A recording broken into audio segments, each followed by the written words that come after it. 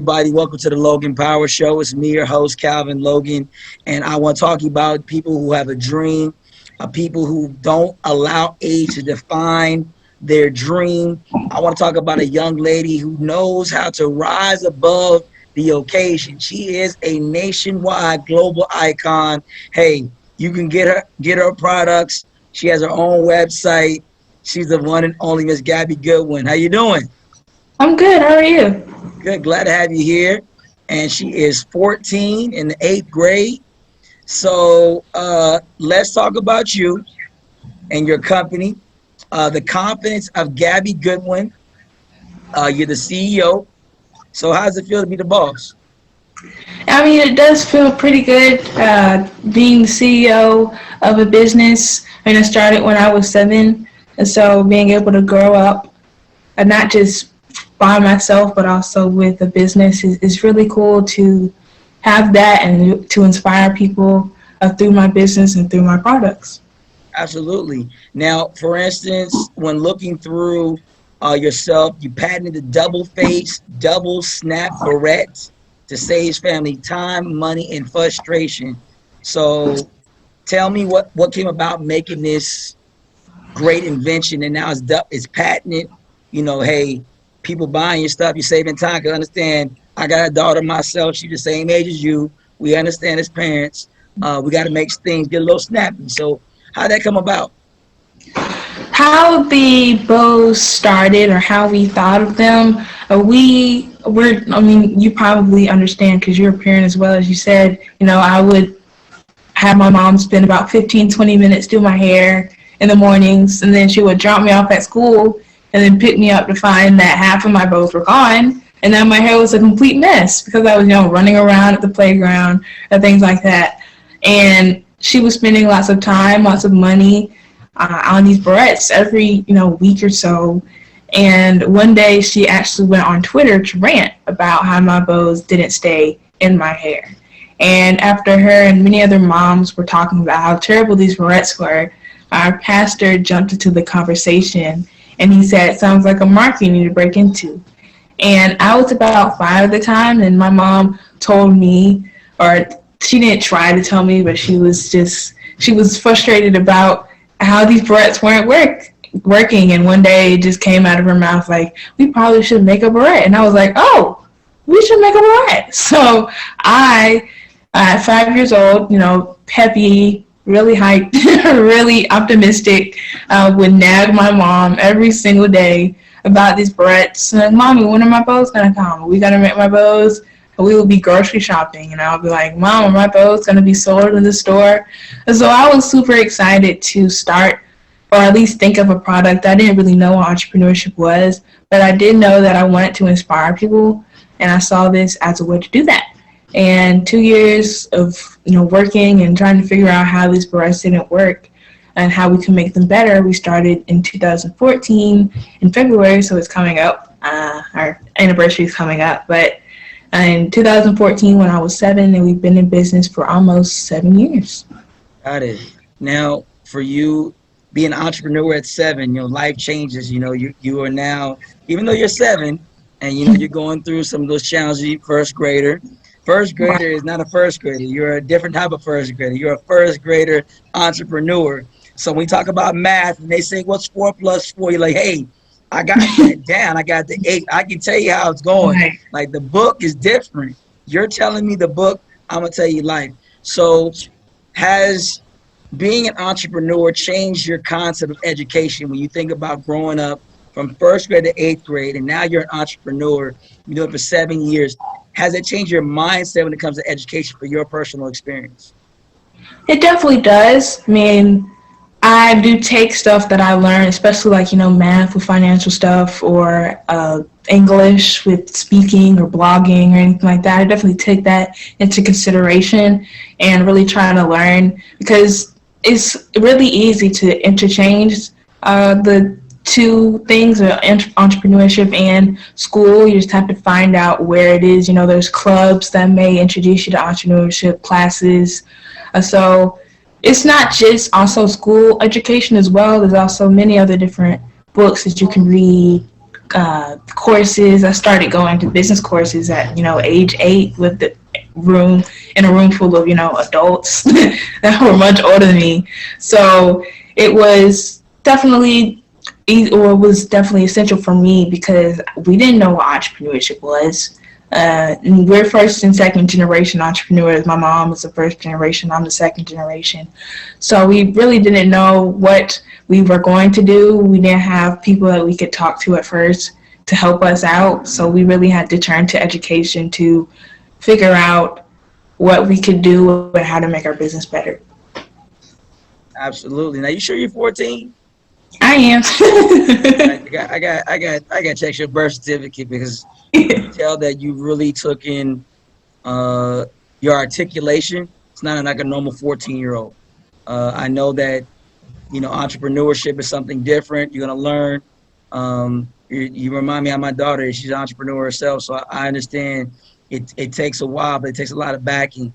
Now, it sounds like your mother, or we say momager or manager, or how you would call it, has been in your corner. So are your parents, those are the ones who told you, hey, go do your thing and we got your back? Has that been the formula since day one? Yeah, it's been, and it hasn't just been with entrepreneurship. It's been my entire life, So my parents are super instrumental in me growing. A lot of people may not realize this or may not believe it, but I was really shy growing up. Just been like, So yeah, I was super shy. I was an introvert, and I still am, but it's like ambivert type of thing. But it's not necessarily me, because I was super scared to talk to people. In business, you have to talk to people. So I was super scared to look people in the eye at vendor shows. Say I was always looking at the floor. The floor was my best friend on Saturdays at vendor shows because I was always looking at it. And it was super scary for me as a 7-year-old who doesn't really like talking to people. And if they knew you, they would talk to you, but she was very scared. And for my parents to have me, my parents and also family members and friends to have pushed me to where I am today, that's who I've become in entrepreneurship. They have invested a lot in my business. They dipped into retirement funds, taking loans. And so they've done so much to have my dream become a reality. And it's really a great thing to have. My dad is a comedian, so he helps me with that, speaking. That's why I'm so articulate. So there's a lot of different things that my parents can help me with, and I'm super grateful for them to really believe in me and believe in my dream.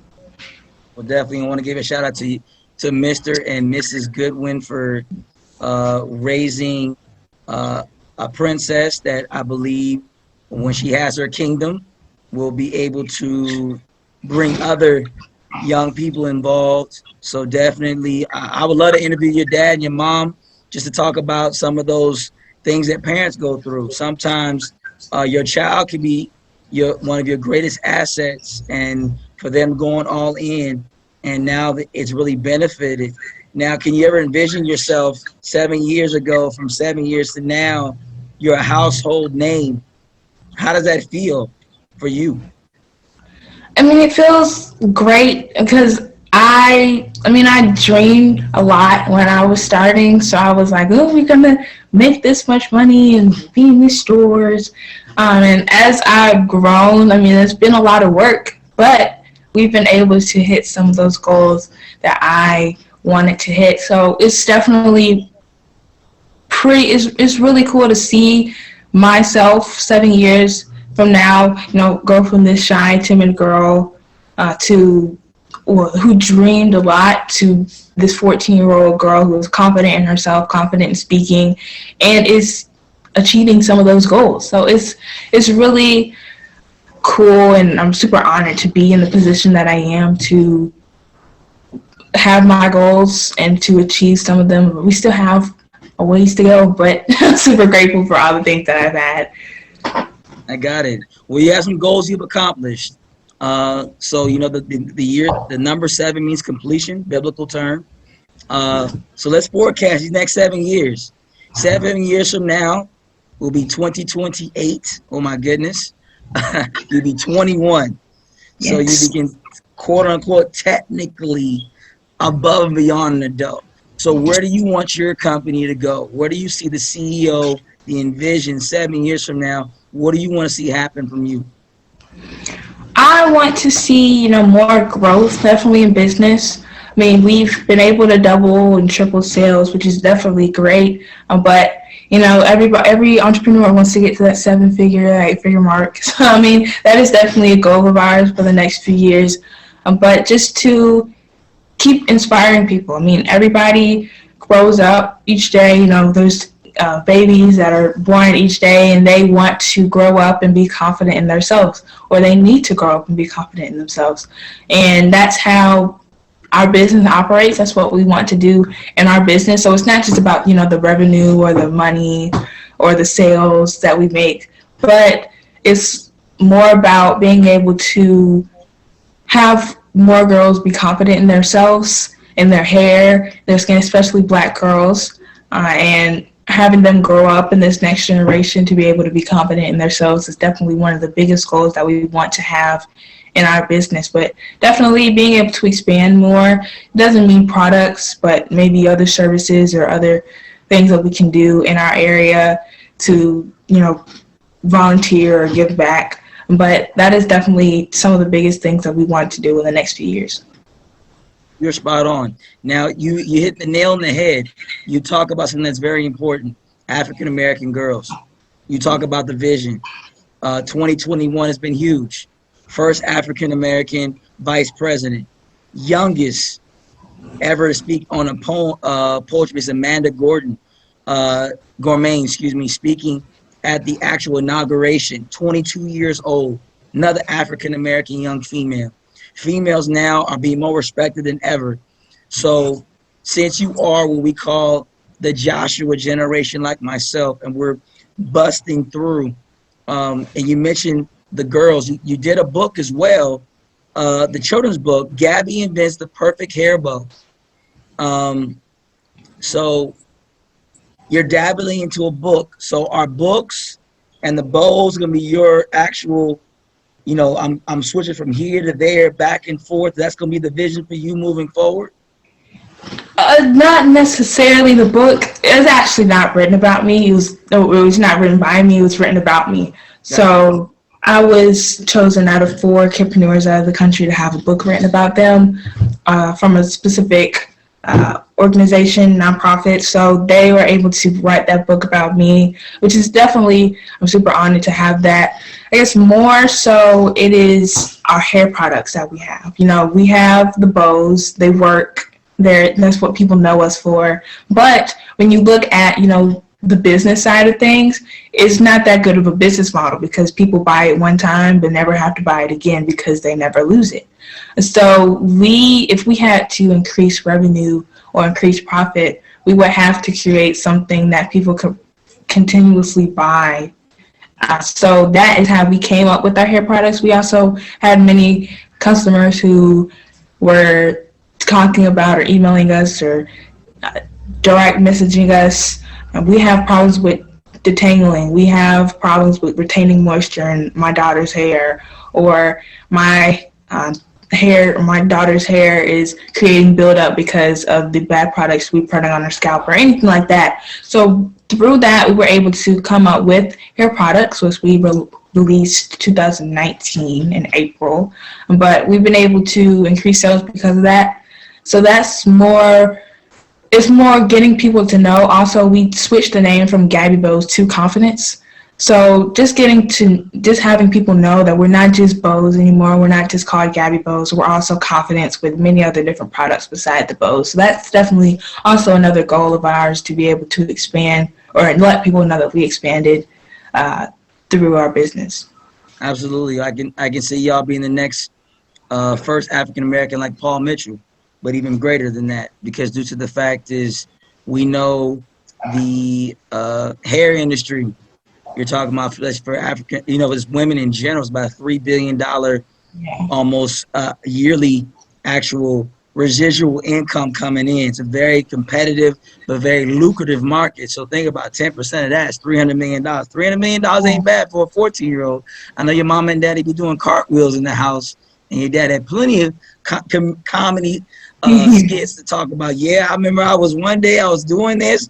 I ain't broke no more. Like, hey, we rich. We got everything.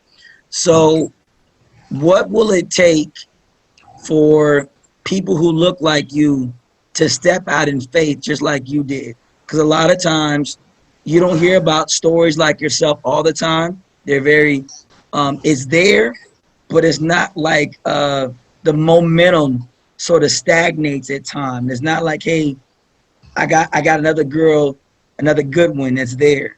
You got a Gabby, and then takes a while for another Gabby to come along. What will it take for other people like you, other Gabbies, to rise up and say, you know what, I got the answer for this problem? What would it take in your personal opinion? Just to find out what problem you can solve. I mean, it just doesn't have to be just entrepreneurship. I mean, for me, that's how I was able to grow my confidence. But find something that you like, or find something that isn't really there. You don't see many Black girls doing this or that. You can be able to step out of your shell and break barriers through that. So being able to, I guess, in entrepreneurship, finding a problem or solving a problem that you have. I mean, there's many different, skincare products out there, but if there are none that work for you, you can create something for, girls like you who look like you, who have different types of skin. So just finding a way to solve a problem and to step out of yourself, become confident in yourself. I mean, that's how you gain confidence. That's how you go out there. You do something that you love, do something that you're passionate about. Don't just do something,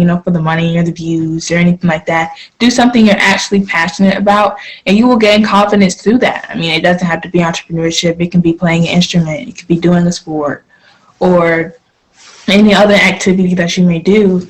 So just find something that you like, be passionate about it. That's how you gain fans, supporters, followers. People will become passionate with you. So step out of your shell and have other people push you out of that as well.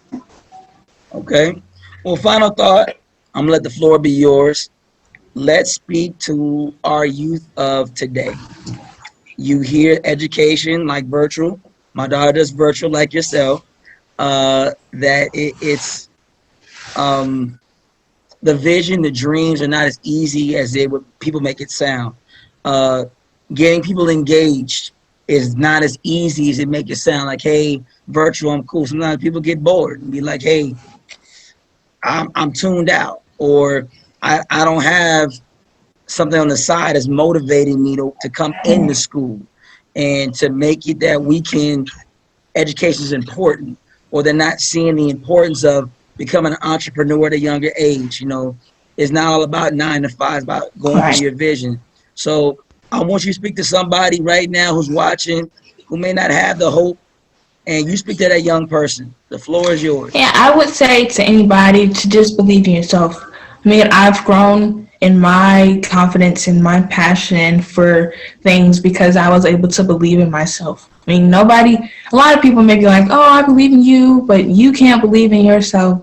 People can't believe in yourself as much as you can. Like, you have to have that passion inside of you to be able to do whatever you do. You can have people with you that will carry you and help you with every step, but at some time you have to figure out how to do it on your own. So be passionate, believe in yourself.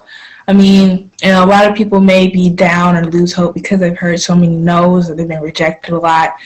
So a quote that I actually came up with was, no is just an abbreviation for next opportunity. So after one no, after two no's, after however many no's you get, I just know that if you are able to keep going no matter what, and I know that we're young, but we may hear rejection a lot. I mean, in entrepreneurship, I've heard a lot of rejection, and that's helped me grow in my resilience. So be confident in yourself, believe in yourself, and remember that no is just an abbreviation for next opportunity. Wow, I told y'all, she not 14. She got that vision in her system. So listen to me, ladies and gentlemen who's listening to me right now.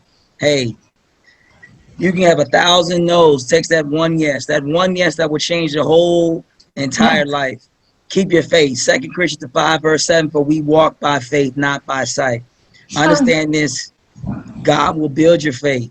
Hebrews 11:1. Now faith is the substance of things hoped for, the evidence of things not seen. So you keep watching this young lady here. She's going to be even more of a household name. God has a major plan for her. And I want you all who are watching me have something even more to support her. Get involved, get connected, get her into your household. Let's support one another. Hey, that's all the time I got. My name is Calvin, the Logan Power Show, nationwide, worldwide, with the one and only Miss Gabby Goodwin. Hey, we love you. We appreciate you. We'll see you soon. Thank you for having me. No problem.